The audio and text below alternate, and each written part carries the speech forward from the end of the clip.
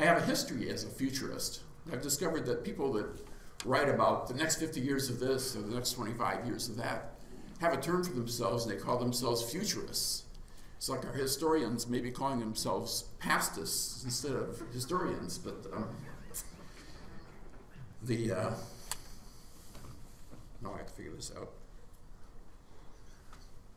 In 1987, Jim Kitchell and I wrote a paper on sterile Chinook salmon that were going to be stocked by Wisconsin Department of Natural Resources into Lake Michigan. And so we predicted what the growth rates of those fish would be like, what the survivorship would be like, assuming that they survived and they grew within the parameters of Chinook salmon that were currently being introduced into Lake Michigan, and coming up with an estimated survival based on sterile fish not reproducing. We actually predicted in the paper when the first 50-pound Chinook would be caught in Lake Michigan, and we actually predicted when the first 100-pound Chinook would be out there. So I published that, and then I got out of the Great Lakes Road and went to work in tropical rainforests for a while. But we weren't right in our predictions because the sterile fish didn't seem to survive. So I have a history as a prognosticator in the Great Lakes, and I was completely wrong. So I have perfect qualifications to talk about the next 50 years. Bruce Sterling had a great quote: "Someone who could give you a detailed, fully accurate portrait of tomorrow would not be human but a wizard. Such a prophet would be extremely dangerous and uncanny and would have to be arrested." You've heard the basis of all the lake committees, and it really goes back. We have the strategic vision of the Great Lakes Fishery Commission. The lake committees are instrumental in all of those pillars, but primarily Pillar 3, talking about strategic alliances and partnerships. So you've heard about the structure of the lake committees. The lake committees are made up of the management agencies for each lake, and we also have the Fish Commission facilitating the process, and then we also have other agencies that are signatory to the plan. And you've heard a lot about the principles of the Joint Strategic Plan, which are consensus, accountability, ecosystem management, and information sharing. What will we see in the future? One of the keys is whether we see continued commitment among all the agencies to the strategies and principles of the Joint Strategic Plan. What new technologies will we be using? What environmental or biotic threats will we be facing? We've seen some of the new technologies beginning now with coded wire tags. We have the equivalent of, we have aquatic drones out there sampling on their own. We have the acoustic tag programs. We have a lot of new things coming up right now. It's hard to imagine what other new technologies we might have out there in order to assess our populations and assess the status of the lakes.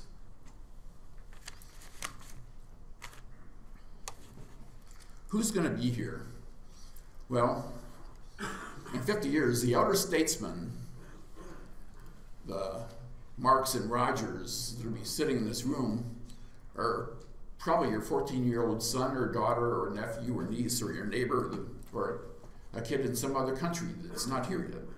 Most of the people will not be born yet, but still, 50 years is not all that far away. What do other people think about what's happening in the next 50 years? When I was a student, which I don't think was that long ago, but actually was, we'd go to the library and you'd look for references you found. You'd look up a journal article. A third of the time, somebody else in your class had checked out that issue and you couldn't get access to it. When you read through that, you found all sorts of references to other articles that you wanted to read. So you'd go to the librarian, you'd fill out an interlibrary loan request and hope that they could find it somewhere else, and you could get it in a week or two and discover that it was relevant or not relevant. Now you just Google things. So if you Google the next 50 years, you get 1 billion hits in 0.3 seconds. So, well, that's a little much. How about next 50-year predictions? Well, you only get 28 million, so I I could narrow down and focus. So I did next 50 years of lake committees, and it blew back up again to 48 million. So the top two were actually about us and lake committees. So that was somewhat helpful, but who knows about the other 780,000 million. I didn't check any further than that. Well, but you can find all sorts of interesting things out there. There's the good, people that are predicting all these good things that are going to happen. There's the bad, it's going to get hot, there's catastrophes. I like this one. The next 50 years, well, I'm optimistic because everything will be terrible.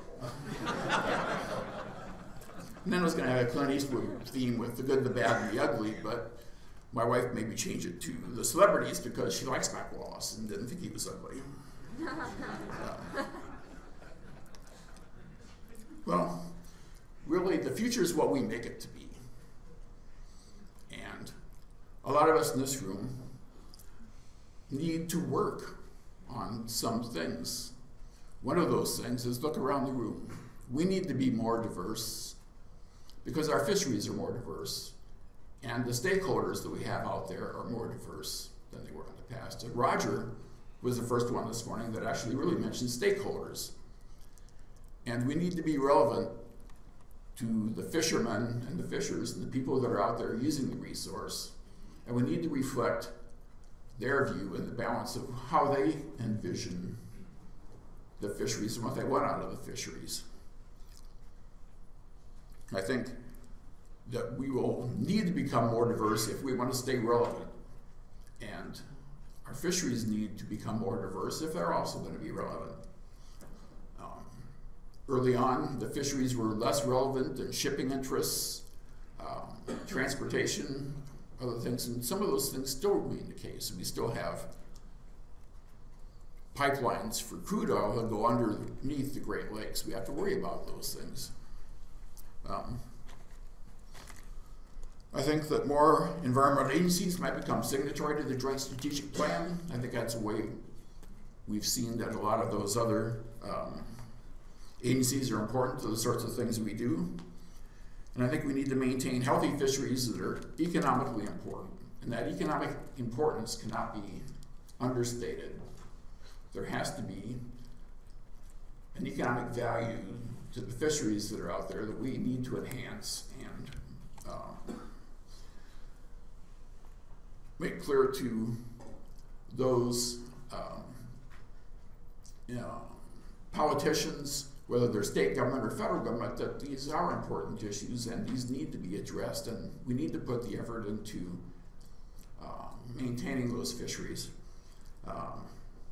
And Mark, I agreed with everything in your talk, but from Wisconsin, I have to correct one aspect that Mark said. He was talking about everybody wanting smaller government. Well, in Wisconsin, we're right-sizing government, and that's why we're cutting 10 positions from fisheries and 18 from research.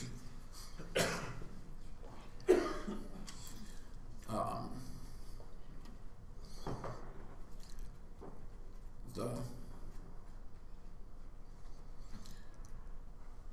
fisheries will become more diverse, and I think what we need to think about is the connecting channels have always been very important fisheries, and they sort of get the short shrift at some of our meetings.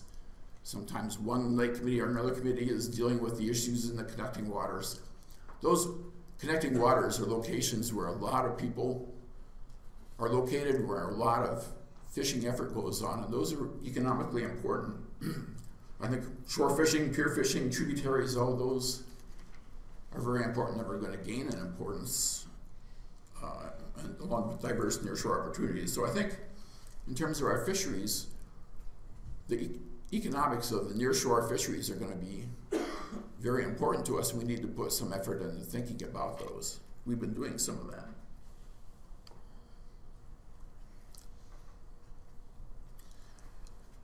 Here's some pictures of, I tried to get some pictures of some of the various connecting channels, the commercial fisheries, the shore fisheries, and what must be the yellow perch fishery in Lake Erie, because it's not Lake Michigan.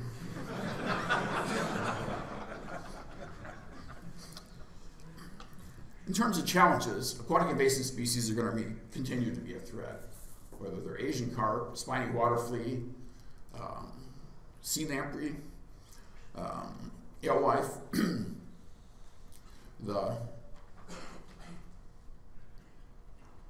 It's interesting, the alewife is one of the premier exotic species that came in and had major impacts on the declines of native fish species, but now at one of our last stakeholder meetings on Lake Michigan, we had our charter boat captains suggest to us that the solution to their problems was really for us to raise alewife in our hatcheries and stock those into the lake to help the Chinook salmon.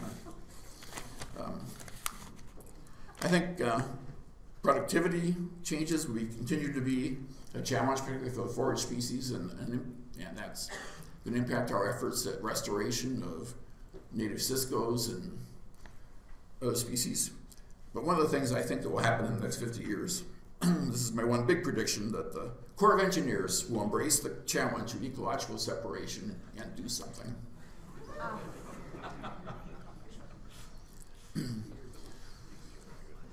People are important, and personalities are important, and how we deal with one another is important.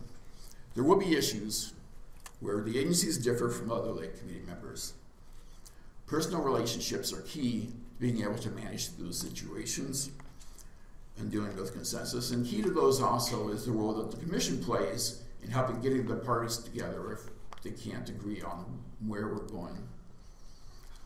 This is one of the components of management through the Lake Committees that is threatened by the way out-of-state travel has become more and more of a challenge. We've had that in the past, I think, where permission to go out of state has been easier or more difficult, but I don't think we've had the constraints that we have at the current time. But it's those face-to-face meetings and working with folks and going out bowling or doing other activities that really form the relationships that let us come to consensus when there are difficult issues that need to be decided. So how we deal with those situations in the future will be critical. Roger had his picture of the conference desk with computers facing each other.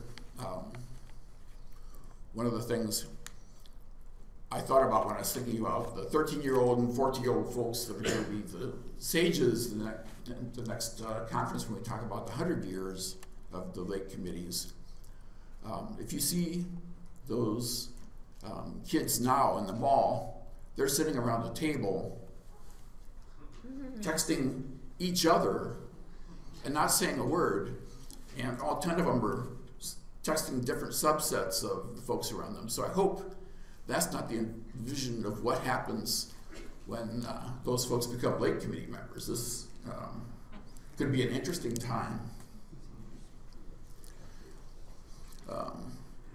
Václav Smil was one of the authors that's written a whole lot of books on the next 50 years of this or that.